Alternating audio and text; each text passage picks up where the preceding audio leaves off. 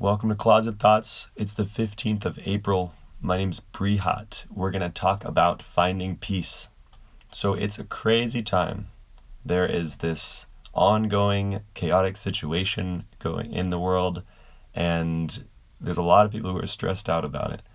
And so I was just surprised to see when I was looking up some statistics that according to the ADAA, the American Depression and Anxiety Association, there are 40 million adults, or 18% of the American population, who are diagnosed with an anxiety disorder of some sort. And so the number of people with anxiety in general is going to be much larger because there's a lot of unreported cases. And this is much exacerbated now due to this pandemic situation that's happening. So I just wanted to help to introduce some of the wisdom of the Bhagavad Gita about how we can deal with this anxiety. And thanks for joining, all three of you who are here. Let me know if you all have any questions throughout this or afterwards, and I can try to address those as we go. But the basic idea I wanted to talk about was from the end of the second chapter of the Gita. Krishna kind of concludes his teachings, the introduction to the whole work, and he describes the end of how to find peace. So there are 4 steps that he says in this peace formula. And the first one is to give up desire for sense gratification, or to give up the belief that we can find ultimate happiness simply through this body, through our senses. And so this is ultimately an illusion that we're in. If we're thinking that a temporary, short-lived experience can find us happiness, and we're simply stuck in bad habits where previously we've felt anxious, stressed, and we've turned to material pleasures, for example, sugar or cigarettes or alcohol or sex, anything materially very pleasurable we may turn to in times of anxiety and stress. But we're a little bit confused in these situations, because if we're seeking lasting happiness, then this shouldn't be the goal of our life. Of course, these things aren't ultimately bad. It's just that if we're trying to find lasting happiness, if we're trying to find real satisfaction in life, then we need to engage with something that is actually lasting, because something that is temporary is only going to give a temporary happiness or temporary result, and then we'll always feel let down after we're through with the experience, unsatisfied. Of course, everyone has experience of this. And so this is the first step in the process of finding peace, is to give up desire for bodily happiness, or finding ultimate happiness simply through our body. And that doesn't mean we neglect our body. We still take care of our body, but we look for real happiness where it actually exists, in something eternal. And so the second step in the process of finding peace is to live free from desires. And as I was mentioning yesterday, this doesn't mean that we just give up wanting anything. It's just that we understand what is worth wanting and what is not worth wanting. So we should desire to have something which is going to last. Again, this is the same idea, is that we want a steady, ongoing happiness. This is what everyone is looking for. This is described as the nature of the soul is Sat Chit Ananda, which means eternal or everlasting, and full of knowledge and happiness. And so, of course, we're seeking this because this is our nature. This is the process of self-realization, is understanding who we are.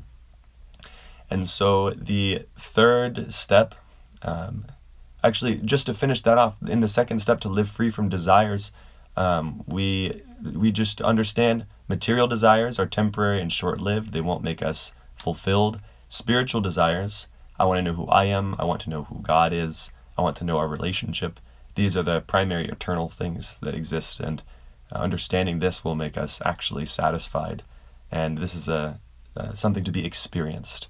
So it's not just dogma. It's not blind following. It's actually a scientific process in our own consciousness. So this is something to be experienced. So the third step in the process of finding peace is to give up a sense of ownership in this world. We might think that so many things belong to us, like our home, our car, our clothing, our family members, and even this body itself. But when we look closely, we can see that we don't have ultimate possession over these things because we didn't create them, nor will we have possession of them once they disappear. Ultimately, all material things are going to dissolve at some point. This is just the nature of how things work, is that you have a clay pot, but eventually it's going to break down and it'll go back into the earth where it came from. Or even this clothing, this jacket I'm wearing eventually will break down and dissolve into the earth. And that's the same with this body too. So if we're thinking this body is who I am, we're going to always be let down, because this body is a short-lived vehicle and it is simply meant for utilization, for spiritual knowledge. This is described in the Bhagavad Gita as a boat, and we need to use this boat to sail towards ultimate happiness of spiritual life, understanding our relationship with the Supreme, with God. And so this is the third step in the process of finding peace, is becoming free from the sense of ownership. I actually don't own this body. I don't own my home. I don't own my car. These are all just temporarily in my possession, and I'm like their caretaker. So this is more of an appropriate attitude to have in spiritual life, is that I'm just a caretaker. I'm just helping out to tend these things like a garden and taking care of them while they're in my possession, but eventually they will be taken from me, and this will provide peace. And so the fourth step in the process of finding peace that Krishna describes is to be free from false ego. And similar to the last point, false ego is just to think that who I am is this body. This is false ego. Ultimately, who we are, Krishna explains, is a spiritual being, a soul. And we are full of happiness by nature. We don't need anything outside of ourselves to be happy. We are completely content in ourselves. And so the only reason we don't feel content, the reason we feel anxiety and stress, is because we've forgotten who we are. We don't feel that bliss of our own being. And so we need to cultivate spiritual practices. And this is the essential point that I wanted to bring up. So I've described the four processes, the four steps in finding peace. And the way we realize this is through regulated spiritual practice. There's a Sanskrit verse which explains Nashta prayeshu abhadreshu nityam bhagavata sevaya. So the second line there is nityam, or constant, daily, bhagavata sevaya, service to the Bhagavat. Bhagavat is the words of the divine Bhagavad Gita, and then those who teach these words.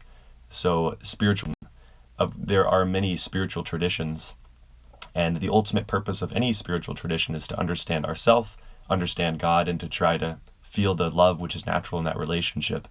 And ultimately, this wakes up the highest happiness. You can call God what you like, Allah, Buddha, Jehovah, Krishna, but we're referring to the same person. God is one. So this is a huge misunderstanding in this world. And to awaken this relationship through knowledge, this is what I'm trying to do in speaking about the Bhagavad Gita. This is Bhagavata Sevaya. This is regulated service to these teachings. And then we also hear from realized teachers, or those who have actually experienced the spiritual happiness which is natural to each individual. And so this is how we really make spiritual advancement. And even not if you don't have any spiritual desires, if you just want to get free from stress and anxiety, then to cultivate spiritual knowledge is essential.